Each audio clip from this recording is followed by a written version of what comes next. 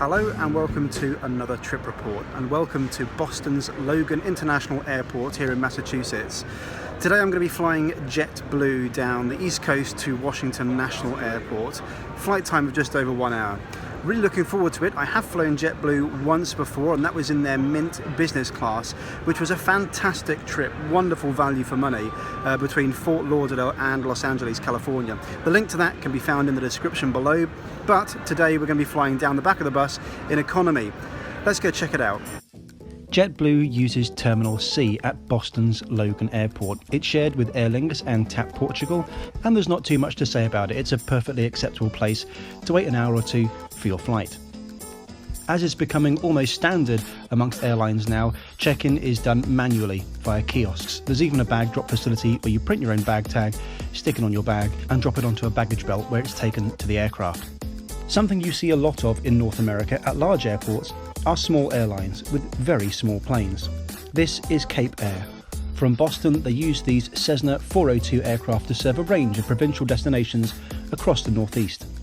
Today, of course, I'm flying JetBlue. They're not one of the big three carriers in the United States, but they do have a very loyal core following of customers.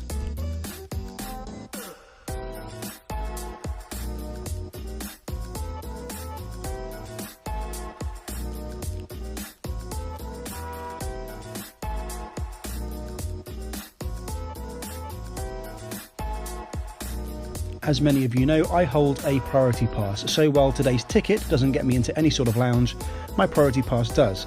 This lounge is imaginatively called The Lounge, and it's in Terminal C. Personally, I think my priority pass is one of the most important pieces of my travel gear. As you've gathered, I travel a lot, and it's always really reassuring to be able to get into somewhere where you can have something to eat and somewhere guaranteed to charge your phone.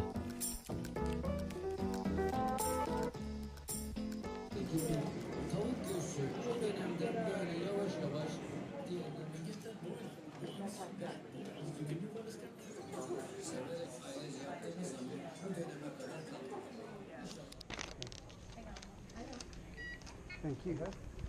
Lots of you guys leave comments on my videos under the impression that I've just been in the city that you're watching the trip report about. It's not usually the case. All of these videos were filmed back in June. Your best bet if you want to catch hold of me is to follow me on Instagram or Twitter. You can track my movements there pretty easily as I blog on there in real time. This is one of JetBlue's Brazilian Embraer 190 aircraft. I love these regional jets. They're laid out in a 2-2 configuration in economy and have wonderfully large square windows. That's a real bonus. One thing you do have to be careful of is on some airlines, the seats do not line up with the windows.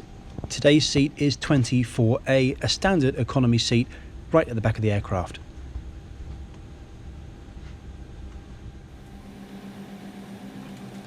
I've yet to come across an Embraer 190 with poor legroom.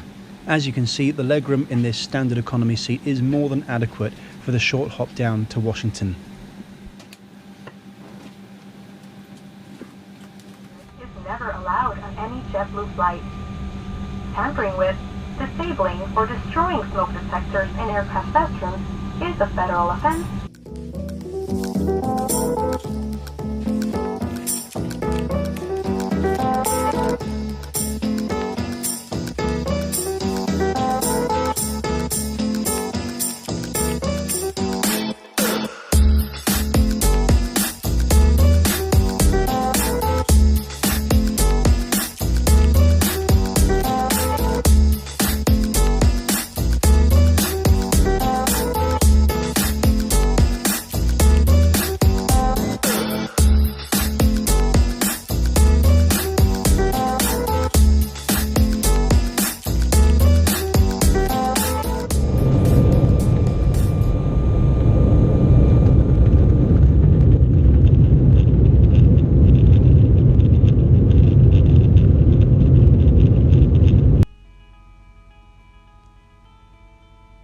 It's a beautiful day for flying, and as we head south out of Boston and towards Washington, let's take a look at today's route.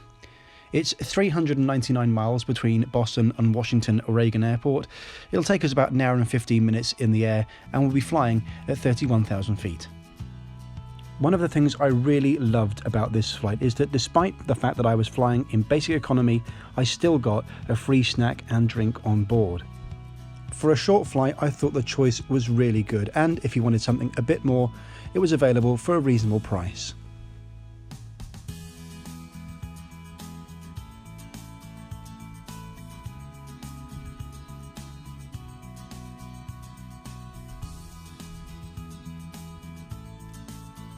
JetBlue now have a really extensive route map, and recently they've expanded into South America. I'm really interested to see how that venture goes for them. I'll be flying to South America next year.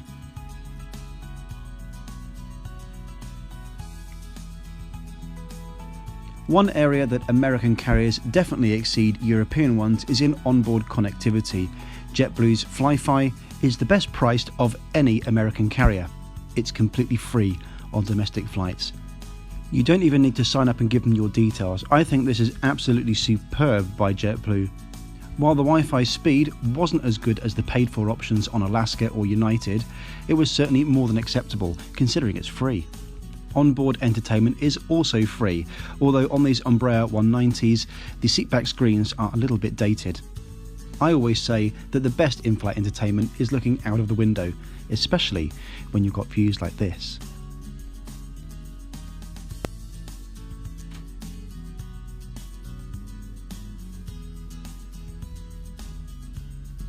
On short flights, when I sit at the back of the aircraft, I'm always a little bit anxious that I might not get served in the time available.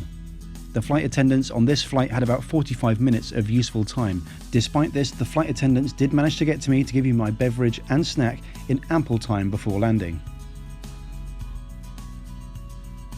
One of the things I really love about landing at Washington National Airport is the river visual approach.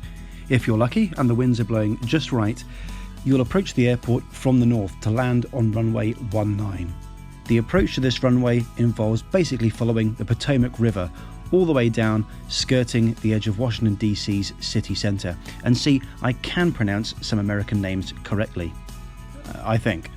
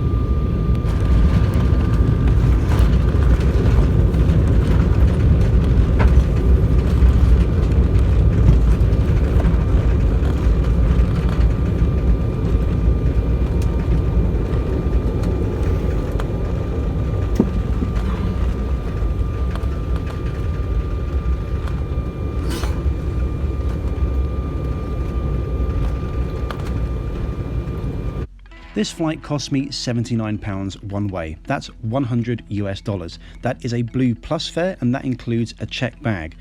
On this showing, it's easy to see exactly why JetBlue are so popular among so many Americans, particularly on the East Coast. There is another way of getting between Boston and Washington, and that is by Amtrak. I'll be taking their high-speed train, the Amtrak Acela, in first class, and I'm sure you'll be interested to know exactly what I thought of that in terms of value. After that, there's just one more video in this Round the World series. It'll feature Norwegian's 737 MAX travelling between Providence, Rhode Island and Edinburgh, Scotland. I hope you'll subscribe and join me to watch those videos, but until next time, safe travels and happy flying.